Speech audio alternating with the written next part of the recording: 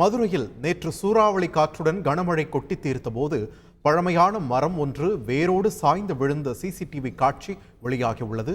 அதனை தற்போது பார்க்கிறோம்.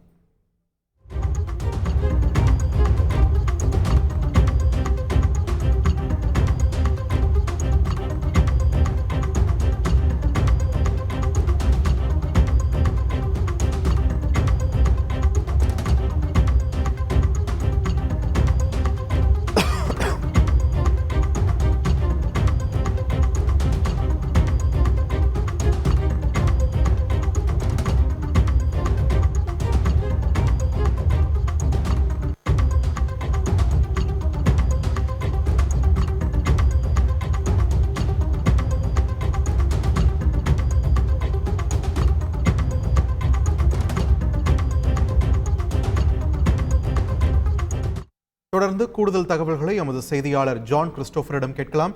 ஜான் கிறிஸ்டோபர், வணக்கம். இந்த மரம் சுமார் எத்தனை ஆண்டுகள் பழமையான மரம்? இது இப்போ சரிந்து விழுந்ததில் அங்கே ஏற்பட்டிருக்கக்கூடிய தாக்கம் என்ன, பாதிப்பு என்ன? விரிவான தகவல்கள்.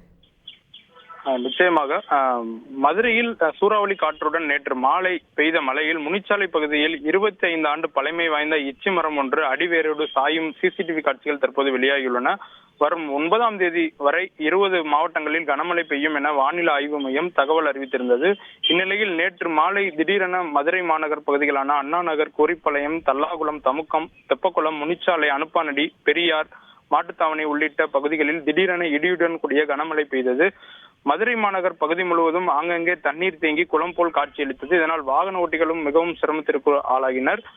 நேற்று பெய்த மழையால் 50க்கும் மேற்பட்ட மரங்கள் மதுரையில் சாய்ந்ததாக தற்போது தகவல் வெளியாகியுள்ளன. இந்நிலையில் மதுரை சந்தப்பேட்டை பகுதியில் டோங்கிக்குப்பம் பகுதியில் நேற்று பெய்த மழையில் பழமை வாய்ந்த வேப்ப மரங்கள் தூரோடு சாய்ந்தன.